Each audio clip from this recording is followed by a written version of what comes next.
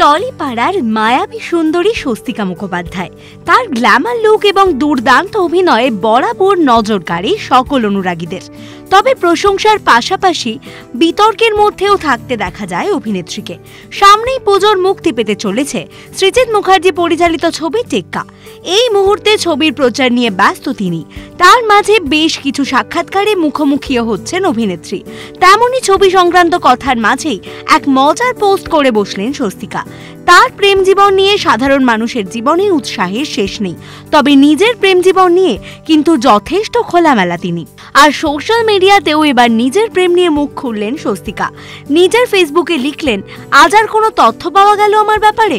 গত 1 মাসে এত কিছু জানলাম, নতুন ভাবে চিনছি নিজেকে। মানুষ এত কিছু জানে আমার ব্যাপারে যা আমিই জানি না। পুরনো সব তথ্য নব প্যাকেজে পাওয়া গেলেও চলবে। কেউ জানলে বা খবর পেলে একটু শেয়ার করবেন। খুব অস্থির লাগছে। একটাও গালাগাল নেই, সমালোচনা নেই, কার্টুন নেই, মিম নেই, বয়কট পর্যন্ত নেই। অভ্যেসটা এমন খারাপ হয়ে গেছে এই কয়েকদিনে, মনে হচ্ছে আবার একা হয়ে গেলাম।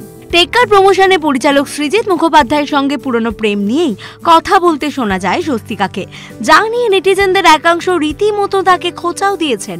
নাম না করে স্বস্তিকাকে কটাক্ষ করে অভিনেত্রী শ্রীলেখা মিত্রও অনেক কিছু বলেছেন। সুবিধাবাদী বলতেও ছাড়েননি তিনি। সেই সবেরই জবাব দিয়ে স্বস্তিকা মুখোপাধ্যায় আবার লেখেন, ও আর একটা কথা আগের পোস্টে লিখতে ভুলে গেছি, আমি প্রেম করে কাজ পাওয়া থামাবো না।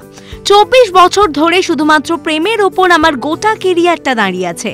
আগামী বছরগুলোও তাই থাকবে। এই সিদ্ধান্ত নিলাম, প্রেম দীর্ঘজীবী হোক।